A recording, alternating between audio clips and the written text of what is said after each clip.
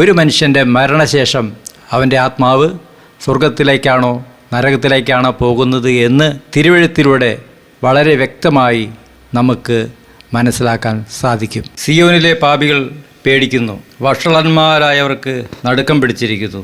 നമ്മിൽ ആർ ദഹിപ്പിക്കുന്ന തീയുടെ അടുക്കൽ പാർക്കും, നമ്മിൽ ആർ നിത്യദഹനങ്ങളുടെ അടുക്കൽ പാർക്കും.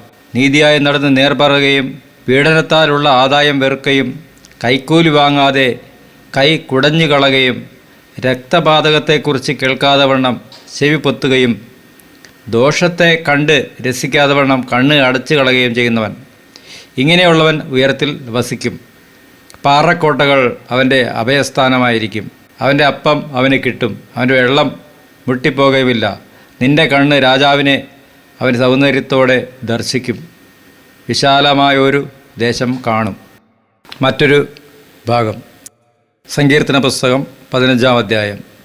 യഹോവേ, നിന്റെ കൂടാരത്തിൽ ആർ പാർക്കും, നിന്റെ വിശുദ്ധ പർവ്വതത്തിൽ ആർ വസിക്കും. നിഷ്കളങ്കനായി നടന്ന് നീതി പ്രവർത്തിക്കുകയും ഹൃദയപൂർവ്വം സത്യം സംസാരിക്കുകയും ചെയ്യുന്നവൻ, നാവുകൊണ്ട് കുരള പറയാതെയും തൻ്റെ കൂട്ടുകാരനോട് ദോഷം ചെയ്യാതെയും കൂട്ടുകാരനെ അപമാനം വരുത്താതെയും ഇരിക്കുന്നവൻ, വഷളനെ നിന്ദിനായി എണ്ണുകയും യഹോവ ഭക്തന്മാരെ ബഹുമാനിക്കുകയും ചെയ്യുന്നവൻ, സത്യം ചെയ്തിട്ട് ഛേദം വന്നാലും മാറാത്തവൻ, തൻ്റെ ദ്രവ്യം പലിശയ്ക്ക് കൊടുക്കാതെയും കുറ്റമില്ലാത്തവന് വിരോധമായി കൈക്കൂലി വാങ്ങാതെയും ഇരിക്കുന്നവൻ, ഇങ്ങനെ ചെയ്യുന്നവൻ ഒരു നാളും കുലുങ്ങിപ്പോകുകയില്ല.